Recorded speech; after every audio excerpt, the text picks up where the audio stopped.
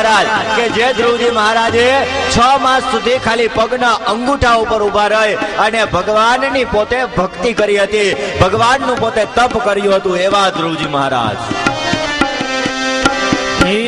પ્રહલાદને ડુંગરેથી પછાડ્યો, પ્રહલાદને ડુંગરેથી પછાડ્યો, કાગળની હોડી માથે બેસાડ્યો, કાગળની હોડી માથે બેસાડ્યો.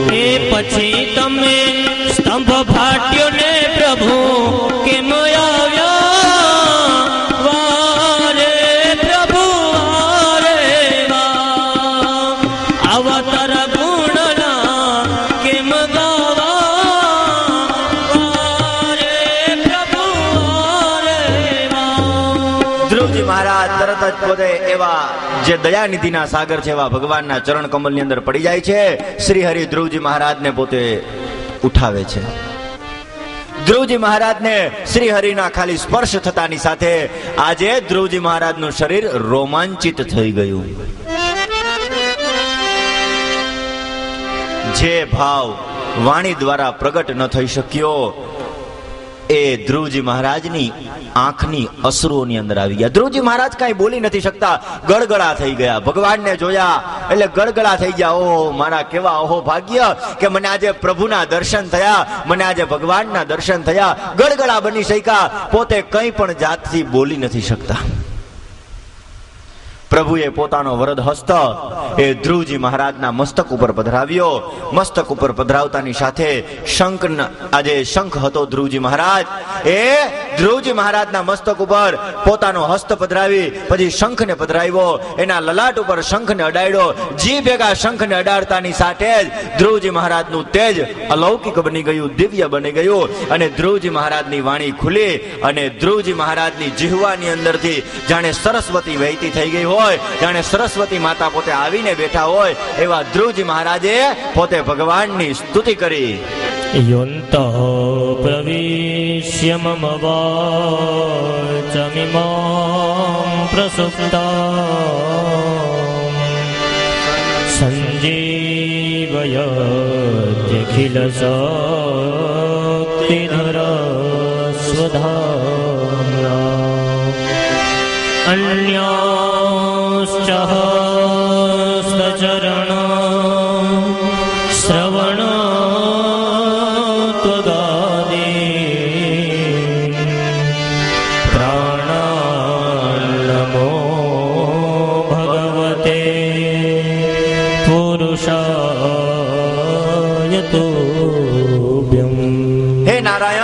તમે જ મારી સુતેલી એવી વાણીને તમે જાગૃત કરી છે.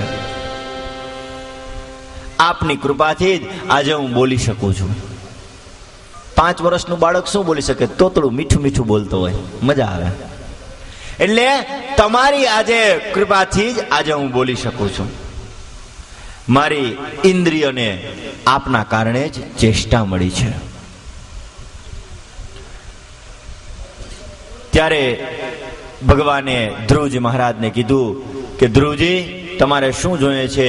આજે હું તમારાથી પ્રસન્ન થયો છું, તમારી તપશ્ચર્યાથી પ્રસન્ન થયો છું. રાજકુમાર, તારા હૃદયમાં જે વાત છે ને એ વાતને હું જાણું છું. મને ખબર છે કે તું શા કારણે તપશ્ચર્યા કરવા માટે આવ્યો. રાજ ભોગવવું છે એટલા માટે. તારા માતાએ તારું અપમાન કર્યું અને તારે રાજગાદી ઉપર બેસવું છે, હું જાણું છું. તારે પિતાનો સ્નેહ જોઈએ છે, હું માનું છું. હું જાણું છું તારા મનની વાત. વેદાહમ એ તને આપું છું. તત્ પ્રયચ્છામિ, તારું કલ્યાણ થાવ. ભદ્રમ, તે કઠિન છે, દુર્લભ છે, એવો દુરામ અપી દુર્લભમ, એવું પદ આજે જાઉં તને આપું છું. હે ધ્રુવ, તને સત્તા મળશે, ગાદી મળશે. તારા પિતા તને રાજગાદી આપી અને વનમાં ચાલ્યા જશે અને તમે 36,000 વર્ષ સુધી રાજ્ય કરશો. કેટલા વર્ષ? 36,000 વર્ષ. અત્યારે માણસની આયુ આવરદા કેટલી? 100 વર્ષ. 60 થી 100, વધુમાં વધુ 120. એમાંય હોને વટે ને એટલે તો આમ રાજીના રેડ થઈ જાય. 108 વર્ષના થાય. ઓહો, અમારા બાપા 108 વર્ષના થઈ ગયા. હું તને 36,000 વર્ષ સુધી તું રાજ્ય કરીશ. વિચાર કરો, 36,000 વર્ષ સુધી જે માણસ રાજ્ય કરે તો પાછળની એની જિંદગી કેવડી. સપ્તર્ષિઓ જેની પ્રદક્ષિણા કરે છે એ અવિચલ સ્થાન હું તને આપું છું. અને પછી મારું મોકલેલું વિમાન તને લેવા માટે આવશે. આ ભાવમાં તો રાજગાદી મળી, પણ ઉપર જવા માટે વિમાને આવી ગયું પેટ્રોલ નાખીને. એમાં એને પેટ્રોલ નાખવાની જરૂર નહીં. ભગવાન વરદાન આપી અને અંતર ધ્યાન થઈ ગયા. ધ્રુવજી ભગવાનનું ભજન કરતા કરતા કચવાતા ઘરે આવે છે. કચવાય છે. શું કરવા? કે આજે મને ભગવાન મળ્યા, માગીને મેં શું માંગ્યું? લૌકિક સુખ માંગ્યું. મને મારા ગુરુએ કીધું તું, ગુરુએ કીધું ન માગી શક્યો અને લૌકિક સુખની માંગણી કરી. ખરેખર મને અફસોસ થાય છે. કચવાય, મનમાં કચવાય છે. મૈત્રેય મુનિ કહે છે, આજે મૈત્રેય મુનિ વિદુર રાજાને પોતે આ જ્ઞાનોપદેશ આપે છે. આપણે આગળની કથાની અંદર જોઈ ગયા કે વિદુરજી પોતે મૈત્રેય મુનિના આશ્રમે આવે છે અને ન્યા આવીને પોતે જ્ઞાનોપદેશ મેળવે છે કે ભગવાન જતા જતા શું કહીને ગયા. આ કથા કહીને ગયા હતા. કથા સાંભળે છે કે કેમ ધ્રુવજી મહારાજ પોતે કચવાય છે, એને તો ભગવાનના દર્શન કરી લીધા હતા, તો પછી કેમ કચવાણા? ધ્રુવજી એને અર્થાર્થીને ભક્ત તરીકે ગણના થઈ ગઈ. અર્થ, એને પોતે ભગવાનની ભક્તિ કરી, પણ કેના માટે? અર્થોપાર્જન માટે, રાજ્ય ગાદી મેળવવા માટે. પોતે ધ્રુવજી મહારાજ પોતાના રાજમહેલની અંદર આવે છે. એના પિતા એનું સ્વાગત કરે છે. ધ્રુવજી મહારાજ પેલા એના પિતાને મળવા માટે નથી જતા, પોતાની માતાને મળવા માટે નથી જતા, પણ પોતાની અપરમાને મળવા માટે જાય છે. અપરમા એટલે પારકીમાં. શું કરવા? કે તમે હતા અપરમાં તો મને ભગવાન મળ્યા, બાકી મને ભગવાન મળત નહીં. રાજા રામચંદ્ર ભગવાન પોતે જ્યારે વનની અંદર વનવાસ ભોગવીને પાછા આવે છે ત્યારે પેલા પોતે કૈકેયીને પગે લાગે છે.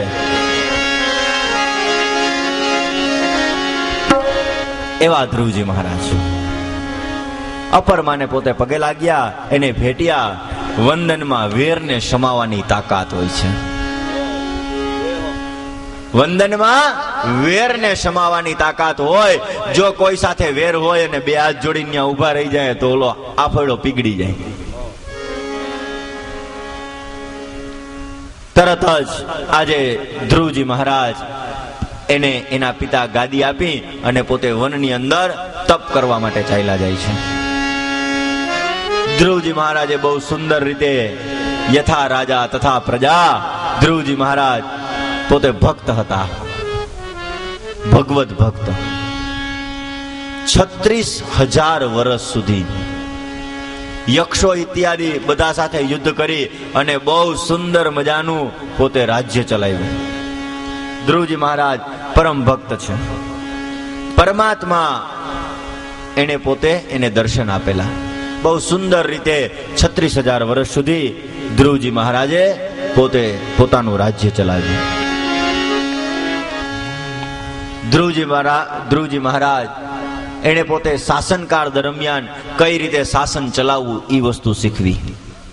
કે શાસન ચલાવવું હોય તો રાજા છે એ વિષ્ણુનો અવતાર ગણાય. પોતાની પ્રજા દુખી ન થાય એ પહેલા એને જોવું જોઈએ.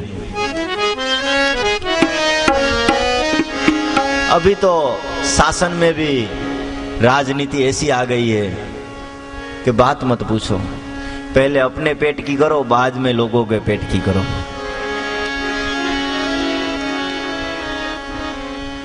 ધ્રુવજી મહારાજ પોતે આજે સુંદર મજાનું શાસન ભોગવી 36,000 વર્ષ સુધી.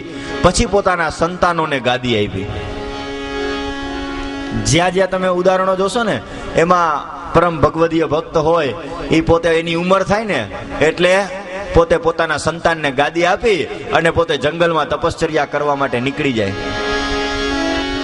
શું કરવા? કે સંતાનો ને ગાદી આપી દે તો વળી સંતાનો પછી અત્યારે હું જે આપતા નથી એટલે છીનવવાનું કરે છે. ઓલા આપી દીધી હોય તો કઈ ટેન્શન તો ના રહ્યા. खुर्सी का बहुत मोह होता है अभी. ધ્યાન રાખજો, એક દિવસ રાજકારણીઓની તંગી પડવાની. અત્યારે રાજકારણની અંદર વૃદ્ધ થઈ જાય તોય રાજકારણ મૂકે નહીં. અરે બાપા જુવાનિયાને તૈયાર કરો ને. વૃદ્ધ થઈ જાય તોય રાજકારણ ના મૂકે, જુવાનિયાને તૈયાર કરાય. ધ્રુવજી મહારાજ પોતાના સંતાનને પોતે ગાદી અર્પણ કરી અને પોતે જંગલની અંદર તપ કરવા માટે નીકળી જાય છે, સમાધિની અંદર નીકળી જાય છે. ગંગાજી જ્યાં જંગલની અંદર ખડ ખડ ખડ વહેતા હતા ત્યાં પોતે શ્રીહરિનું ધ્યાન કરે છે. ગંગાજી પોતે પ્રગટ થાય છે. ગંગાજીને કહે છે કે હે ગંગાજી, હું આજે તપશ્ચર્યા કરું છું અને તમારી વહેતી ગંગાનો જે ખડ ખડ ખડ ખડ અવાજ છે ને એનાથી મારી તપશ્ચર્યાની અંદર ભંગ થાય છે, માટે તમે આ ખડખડ અવાજ બંધ કરો. मैया हो गंगा मैया, मैया हो गंगा मैया, मैया हो गंगा मैया, मैया हो गंगा मैया. ओ गंगा मैया में जब तक के पानी रहे मेरे सज